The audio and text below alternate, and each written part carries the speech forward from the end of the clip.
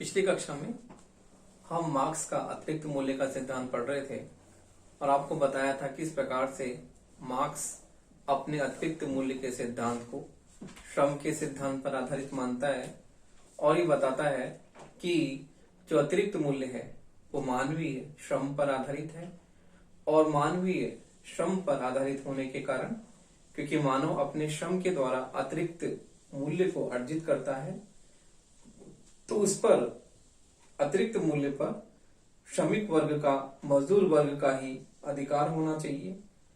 लेकिन उत्पादन के साधनों पर केवल जो है स्वामी वर्ग का या पूंजीपति वर्ग का आधिपत्य होने के कारण और वो अतिरिक्त मूल्य जो है पूंजीपति की जेब में चला जाता है और अतिरिक्त मूल्य जो कि मजदूर के श्रम द्वारा अर्जित किया गया है उस पर पूंजीपति अपना एकाधिकार स्थापित कर लेता है। तो इस प्रकार मार्क्स अतिरिक्त मूल्य के सिद्धांत के द्वारा ये बताता है कि अतिरिक्त मूल्य जो है पूंजीपति वर्ग किस प्रकार से जो है श्रमिक वर्ग का शोषण करता है और शोषण करके उस पर अपना एकाधिकार स्थापित कर लेता है। तो हमने पिछली कक्षा में अतिरिक्त मूल्य के सिद्धांत के बारे में पढ़ा था और उसको बताया था कि किस प्रकार से मार्क्स जो है इस पर केवल श्रमिक वर्ग का ही अधिकार स्थापित करना चाहता है, लेकिन उत्पादन के साधनों पर जो है पूंजीपति के जो है एकाधिकार होने के कारण ये उसके पास ही जो है रह जाता है और जो है श्रमिक वर्ग जो है उसकी स्थिति दिन प्रतिदिन बहुत ही दयनीय है और किस प्रकार से जो है उसकी निम्न स्थिति जो है हो जाती है। तो हम आज की कक्षा में मार्क्स के अतिरिक्त सिद्धांत की आलोचना पढ़ेंगे कि मार्क्स के अतिरिक्त मूल्य के सिद्धांत में जो कमियां दोष रह गई हैं वो क्या है। तो देखिए आज की जो है आपकी कक्षा का विषय जो है मार्क्स के अतिरिक्त मूल्य के सिद्धांत की आलोचना है। तो देखिए मार्क्स के अतिरिक्त मूल्य के सिद्धांत में निम्नलिखित आलोचनाएं हैं जिसकी हम चर्चा जो है अभी करते हैं। पहला पॉइंट है कि श्रम उत्पादन का एकमात्र साधन नहीं है। तो देखिए आलोचना का पहला पॉइंट है श्रम उत्पादन का एकमात्र साधन नहीं है। श्रम उत्पादन का एकमात्र साधन नहीं है। देखिए मार्क्स जो है उत्पादन का एकमात्र साधन श्रम को ही मानता है कि जो मजदूर श्रमिक वर्ग श्रम करता है उससे ही जो है उत्पादन होता है। लेकिन उत्पादन में अन्य चीजें भी बहुत ही महत्वपूर्ण हैं जिनकी मार्क्स जो है पूरी तरह से उपेक्षा करता है। मार्क्स अपने अतिरिक्त मूल्य के सिद्धांत में उत्पादन में केवल एक ही चीज को प्रमुख मानता है, वो है मानवीय श्रम, और ये कहता है कि मानवीय श्रम ही जो है उत्पादन का मुख्य आधार है। और इस प्रकार मार्क्स के अतिरिक्त मूल्य के सिद्धांत में हम केवल उत्पादन का आधार केवल श्रम को ही मानते हैं। तो इस प्रकार से मानवीय श्रम के अलावा भी अन्य चीजें भी होती है और किस प्रकार से हम देखते हैं कि वो अन्य वस्तुओं को जो है किसी भी प्रकार में उनका निर्धारक तत्व नहीं मानता है, केवल वो श्रम को ही उसका एकमात्र साधन मानता है। अगला पॉइंट है पूंजीपति द्वारा किए जाने वाले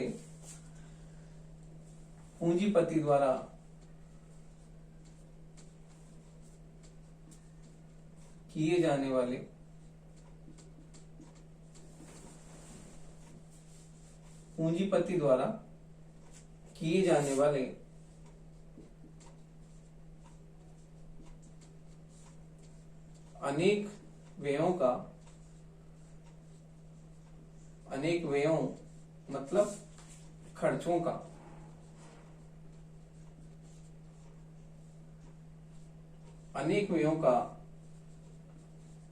कोई उल्लेख नहीं है।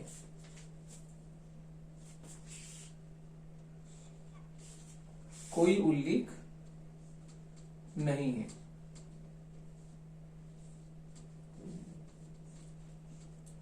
तो देखिए मार्क्स के सिद्धांत में पूंजीपति जो उद्योग लगाता है उस उद्योग में किस प्रकार से हम देखते हैं कि वो खर्चे करता है, और किसी भी उद्योग को लगाने में भारी भरकम पूंजी लगती है, लेकिन मार्क्स जो है अपने इस सिद्धांत में पूंजीपति द्वारा किए जाने वाले किसी भी खर्च को जो है उसको शामिल नहीं करता, और ये कहता है कि केवल जो है श्रम, मानवीय श्रम वही महत्वपूर्ण है, और उसी पर वो अपने इस सिद्धांत को आधारित मानता है।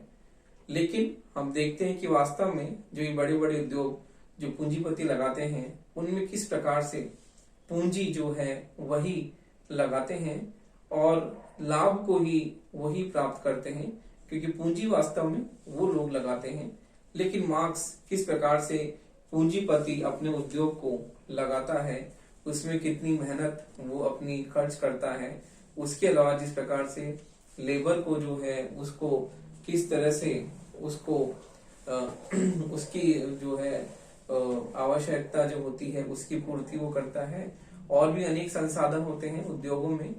तो इस प्रकार से मार्क्स जो है पूंजीपति द्वारा किए जाने वाले किसी भी खर्चे को वो नहीं मानता, वो केवल मानवीय श्रम को ही मानता है प्रमुख रूप से, जो कि श्रमिक वर्ग द्वारा किया जाता है।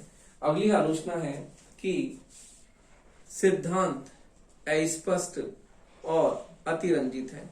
तो देखिए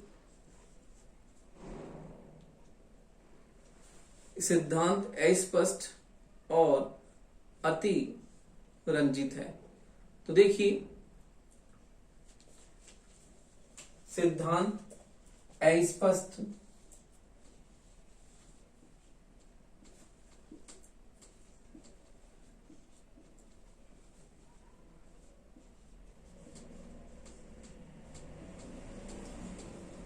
अतिरंजित है। तो देखिए मार्क्स अपने सिद्धांत में कीमत, मूल्य आदि जटिल शब्दों का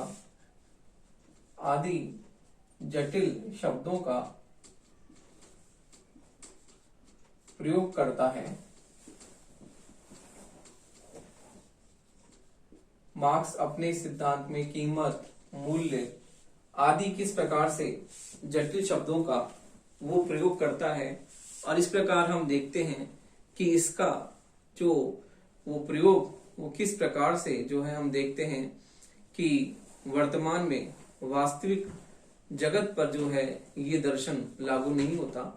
तो हम कहते हैं कि मार्क्स की विचारधारा जो है अतिरंजित है, क्योंकि इसके कारण मार्क्स जो है अपने सिद्धांत में इन शब्दों का प्रयोग करने के कारण मार्क्स व्यवहार से किसी भी प्रकार से कोई नाता नहीं रखता, और हम देखते हैं कि मार्क्स का सिद्धांत जो है केवल सिद्धांत ही है।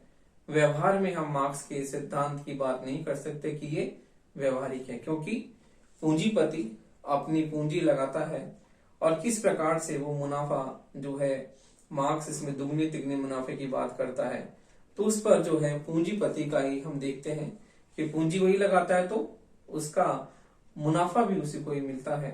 तो इस प्रकार मार्क्स के सिद्धांत में हमें अस्पष्टता और अतिरंजना देखने को मिलती है। अगली आलोचना है कि मानसिक श्रम की उपेक्षा।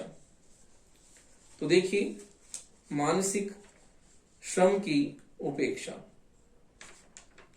तो देखिए मार्क्स के सिद्धांत में हमें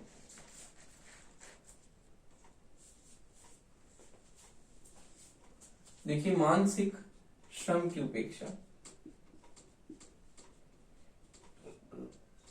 श्रम की उपेक्षा।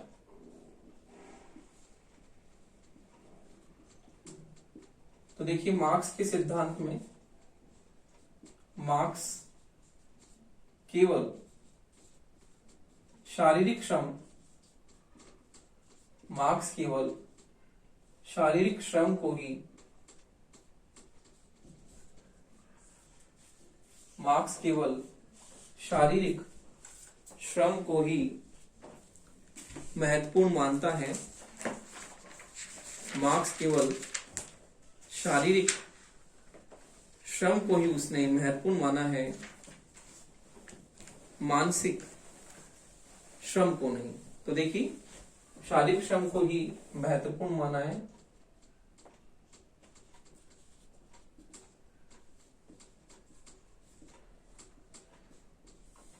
मानसिक श्रम को नहीं।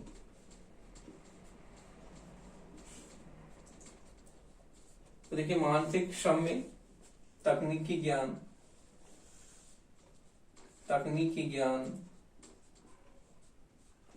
व्यावसायिक कुशलता, तकनीकी ज्ञान, व्यावसायिक कुशलता,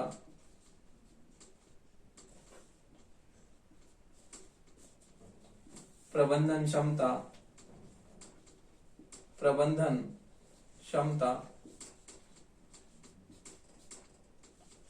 आदि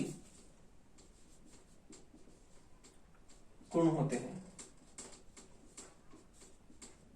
तो देखिए, मार्क्स केवल शारीरिक श्रम की बात करता है और मानसिक श्रम को वो उसकी उपेक्षा करता है, जबकि शारीरिक श्रम के साथ साथ मानसिक श्रम भी महत्वपूर्ण है। किस प्रकार से किसी भी उद्योग को लगाने में तकनीकी ज्ञान, तकनीकी कौशल, व्यवसायिक कुशलता, प्रबंधन की क्षमता बहुत ही महत्वपूर्ण होती है, और किसी भी उद्योग को सही ढंग से चलाने के लिए इन सब चीजों का जो है बहुत ही महत्वपूर्ण जो है इन चीजों को माना जाता है।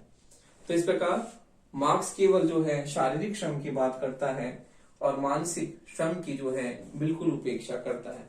तो इस प्रकार से मार्क्स के सिद्धांत में हम शारीरिक श्रम को ही महत्वपूर्ण मानते हैं, जबकि मानसिक श्रम की उपेक्षा इसमें होती है।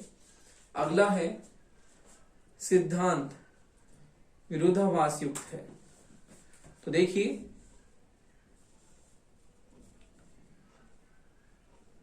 मार्क्स जो है के सिद्धांत में सिद्धांत विरोधाभास से युक्त है, सिद्धांत विरोधाभास से युक्त है।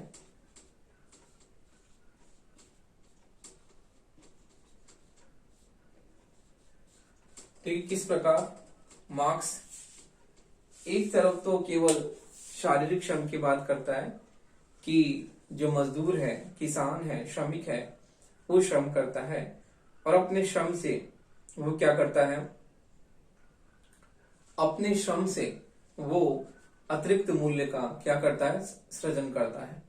लेकिन हम दूसरी तरफ देखते हैं, मार्क्स ये कहता है कि पूंजीपति जो है अपने उत्पादन को बढ़ाने के लिए किस प्रकार से नई नई मशीनें लगाता है, तकनीकी ज्ञान से युक्त वो अन्य जो है मशीनीकरण की बात मार्क्स कहता है। तो हम इन दोनों चीजों में विरोधाभास देखने को हमें मिलता है कि किस प्रकार से हम देखते हैं कि मार्क्स के चिंतन में जो है हम ये देखते हैं, एक और तो कहता है कि पूंजीपति लाभ के लिए नई मशीनें लगाता है, लेकिन दूसरी तरफ ये कहता है कि अतिरिक्त मूल्य केवल श्रमिक को ही मिलता है। तो ये दोनों चीजें विरोधाभास से युक्त हो जाती है। एक तरफ तो वो कहता है कि मशीनें लगाता है मुनाफे के लिए, और दूसरी तरफ ये कहता है कि केवल जो है श्रमिक अपने श्रम के द्वारा ही क्या करता है, अतिरिक्त मूल्य को जो है सृजित करता है। तो ये दोनों चीजें हमें विरोधाभास से युक्त लगती हैं, जो कि मार्क्स के चिंतन में देखने को मिलती हैं। अगली आलोचना है कि सिद्धांत आर्थिक कम प्रचारात्मक अधिक है। तो देखिए, आर्थिक सिद्धांत आर्थिक कम सिद्धांत आर्थिक कम और प्रचारात्मक अधिक है।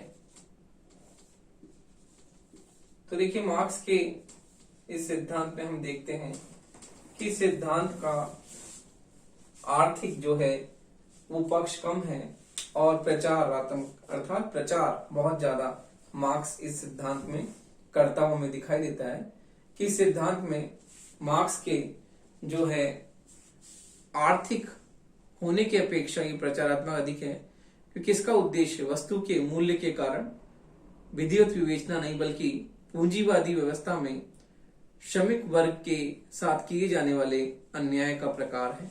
तो देखिए, इस प्रकार से मार्क्स का ये सिद्धांत आर्थिक कोई भी जो है पक्ष को पूरी तरह से जो है व्याख्या नहीं करता, और हम देखते हैं कि केवल जो है श्रमिक वर्ग के साथ होने वाला अन्याय, उसके साथ होने वाला जो शोषण है उसका ही ये चित्रण करता है।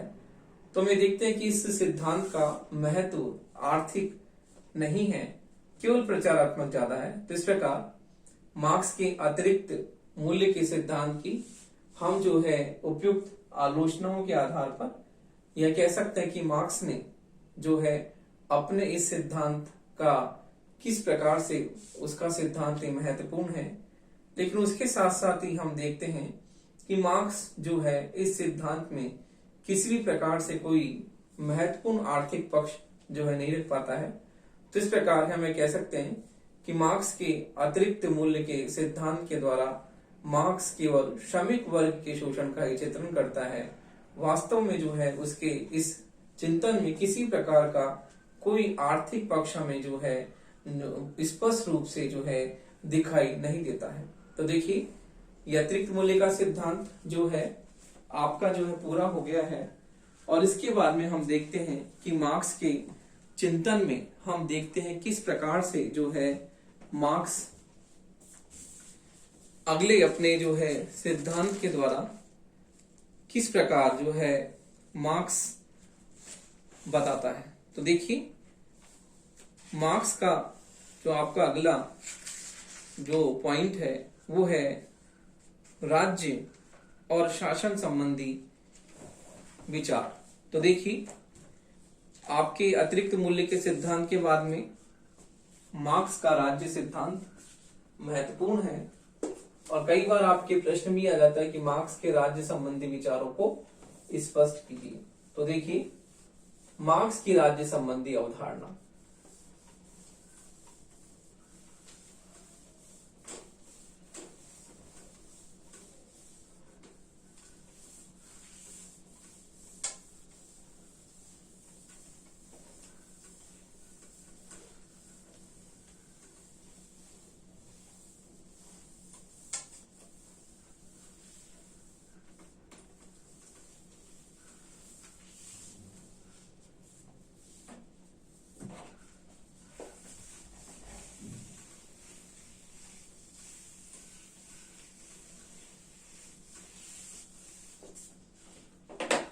तो देखिए, मार्क्स की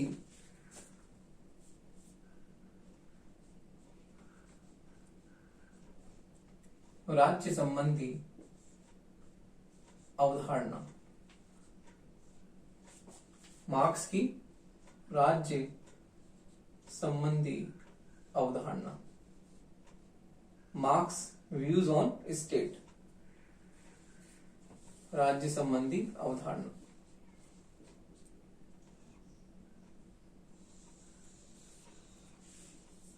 तो देखिए, मार्क्स जो है राज्य पर मार्क्स के विचार बहुत ही महत्वपूर्ण है, क्योंकि मार्क्स राज्य को एक वर्गीय संस्था मानता है, और मार्क्स का ये विचार है कि राज्य एक वर्गीय संस्था है, और राज्य क्या है? शोषण का यंत्र है। राज्य संस्था को मार्क्स शोषण का यंत्र मानता है, क्योंकि राज्य जो है उस पर शक्ति का केंद्रीकरण पूंजीपतियों के हाथ में होता है, और पूंजीपति ही वास्तव में समस्त शक्तियों का स्रोत होता है। तो इस प्रकार मार्क्स राज्य को एक वर्गीय संस्था मानता है, और ये कहता है कि राज्य में पूंजीपति जो होते हैं बहुत ही महत्वपूर्ण स्थान होता है राज्य में, और पूंजीपतियों के द्वारा ही जो है सारी शक्तियों का प्रयोग किया जाता है। तो इस प्रकार मार्क्स राज्य को एक वर्गीय संस्था मानकर शक्ति का केंद्रीकरण राज्य में मानता है, और पूंजीपति के हाथों में मानता है कि वास्तविक शक्तियां पूंजीपति के हाथ में है। तो इस प्रकार मार्क्स राज्य को एक शोषण का यंत्र मानता है और ये कहता है कि राज्य में हम देखते हैं किस प्रकार से जो है सारी शक्तियां, क्योंकि उत्पादन के साधनों पर किसका एकाधिकार होता है, पूंजीपतियों का, और पूंजीपतियों का एकाधिकार होने के कारण शासन में उनकी महत्वपूर्ण भूमिका होती है। और मार्क्स ही कहता है कि पूंजीपतियों के हाथों में शक्ति का केंद्रीकरण होने के कारण वास्तव में शक्तियों का प्रयोग उन्हीं के द्वारा किया जाता है। तो इस प्रकार मार्क्स जो है ये मानता है कि राज्य शोषण का यंत्र है और राज्य में जो पूंजीपति होते हैं वो श्रमिक वर्ग का, किसान वर्ग का, मजदूर वर्ग का शोषण करते हैं, जो कि आपको मैंने अतिरिक्त मूल्य के सिद्धांत में बताया था कि मार्क्स का अतिरिक्त मूल्य का सिद्धांत पूंजीपतियों पर होने वाले अत्याचार, श्रमिक वर्ग पर होने वाले अत्याचार, मजदूर वर्ग पर होने वाले अत्याचार की वो बात उसमें करता है और पूंजीवाद को किस प्रकार से मानता है कि पूंजीवाद के दोष कमियों को बताता है, किस प्रकार से पूंजीवाद में जो है क्या क्या कमियां हैं उसकी बारे में वो बताता है।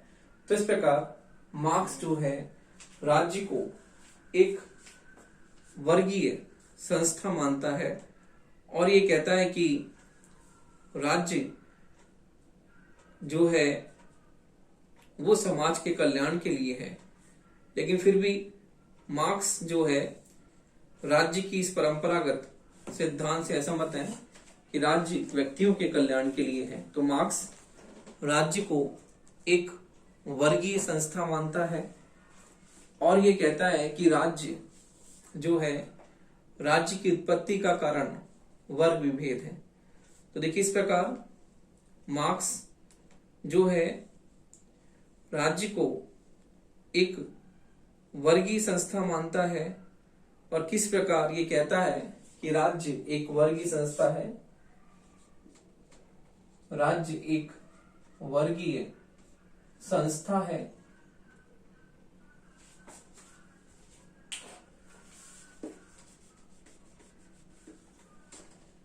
राज्य एक वर्गीय संस्था है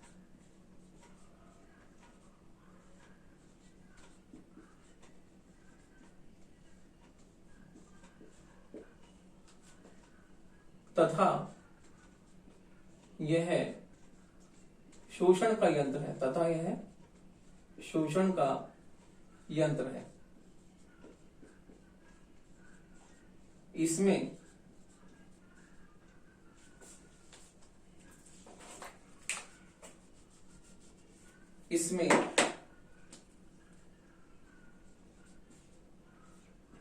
शोषण का यंत्र है, इसमें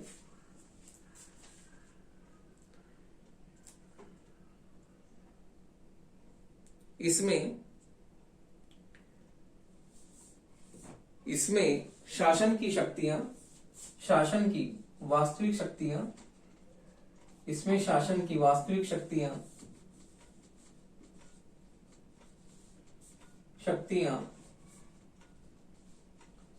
श्रमिक वर्ग के पूंजीपति, शासन की वास्तविक शक्तियां पूंजीपतियों के हाथ में होती हैं तथा इसमें पूंजीपति श्रमिक वर्ग का, पूंजीपति श्रमिक या मजदूर, श्रमिक या मजदूर वर्ग का निरंतर शोषण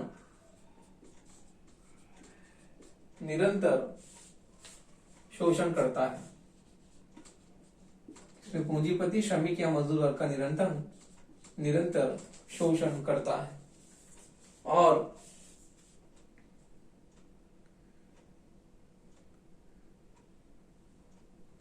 राज्य एक ऐसी संस्था है जो श्रमिकों के, राज्य एक ऐसी संस्था है राज्य एक ऐसी संस्था है जो श्रमिकों के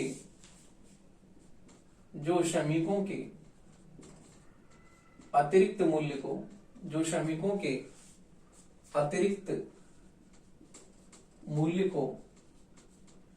श्रमिकों के अतिरिक्त मूल्य को छीनने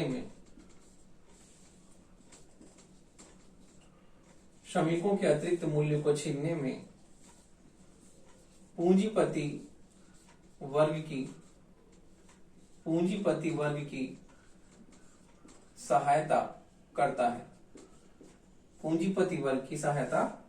है।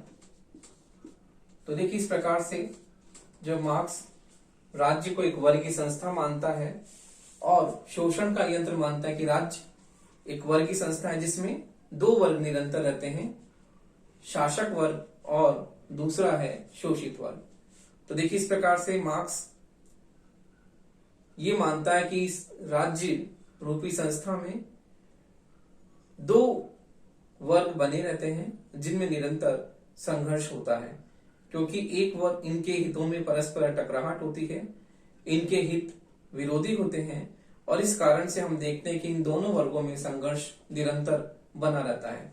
तो राज्य एक वर्गीय संस्था है, शोषण का यंत्र है जिसमें सारी शक्तियां पूंजीपतियों के हाथ में होती हैं और किस प्रकार हम देखते हैं कि श्रमिक वर्ग और मजदूर वर्ग निरंतर शोषण का शिकार हो रहा होता है, क्योंकि पूंजीपति निरंतर उसका शोषण कर रहा होता है। और इस प्रकार हम देखते हैं कि राज्य जो है एक ऐसी संस्था है जिसमें श्रमिकों के अतिरिक्त मूल्य को छीनने में पूंजीपति वर्ग की सहायता करता है। कौन करता है? राज्य, जो श्रमिकों के मूल्य को छीन पूंजीपति वर्ग की सहायता करता है। तो इस प्रकार मार्क्स राज्य को शोषण का यंत्र मानता है और ये कहता है कि पूंजीपति वर्ग जो है वो श्रमिक वर्ग जो मजदूर वर्ग है उसका निरंतर शोषण करता चला आ रहा होता है और इसमें राज्य जो है उनकी सहायता करता है। तो इस प्रकार मार्क्स जो है वो राज्य के कल्याणकारी स्वरूप के स्थान पर राज्य के जो है मूल स्वरूप की बात करता है कि राज्य जो है किस प्रकार से व्यक्तियों का शोषण करता है, श्रमिकों का शोषण करता है और किस प्रकार जो है राज्य पूंजीपतियों के हाथों में जो है एक खिलौने की तरह बन जाता है और जिसका जैसे मर्जी से पूंजीपति अपनी इच्छा से जो है उसका प्रयोग करते हैं। तो इस प्रकार हम राज्य के संबंध में मार्क्स के विचार देखते हैं क्या है, उनके बारे में चर्चा करते हैं कि मार्क्स के राज्य संबंधी विचार क्या है। तो देखिए, मार्क्स के राज्य संबंधी विचार इस प्रकार है।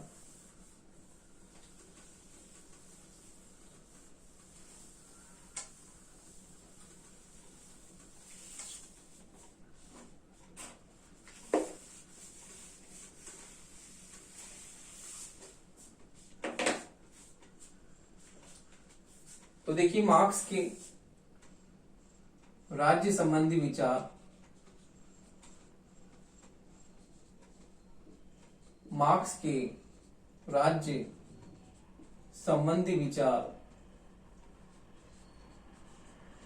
निम्नलिखित है। मार्क्स के राज्य संबंधी विचार निम्नलिखित है।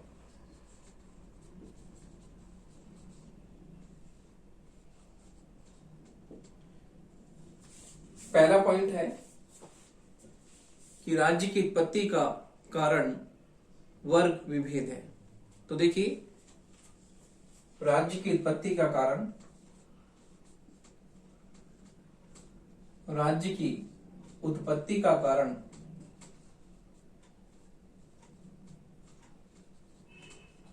वर्ग विभेद है।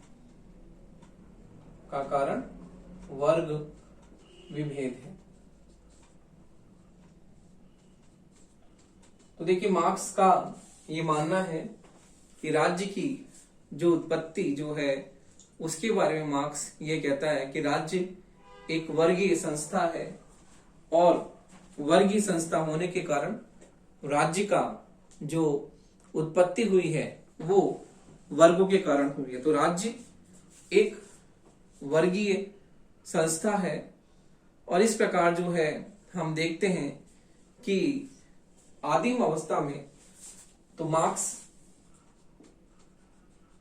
राज्य को एक वर्गीय संस्था मानता है। मार्क्स राज्य को एक वर्गीय संस्था मानता है,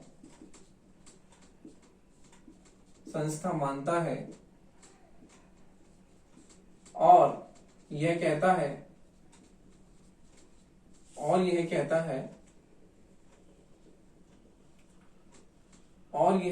है कि आदिम अवस्था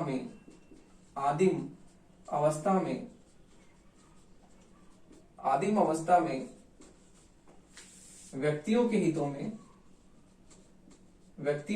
में कोई टकराव नहीं था,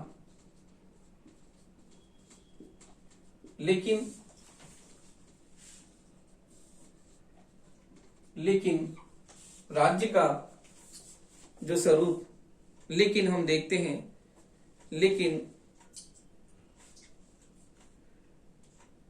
लेकिन संपत्ति ने, और किस प्रकार से, लेकिन संपत्ति ने आगे चलकर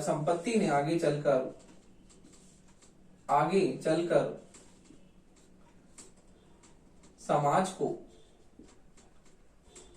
वर्गों में बांटा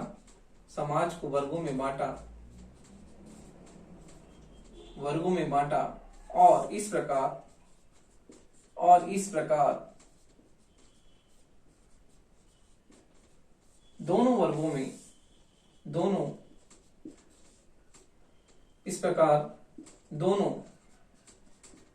वर्गों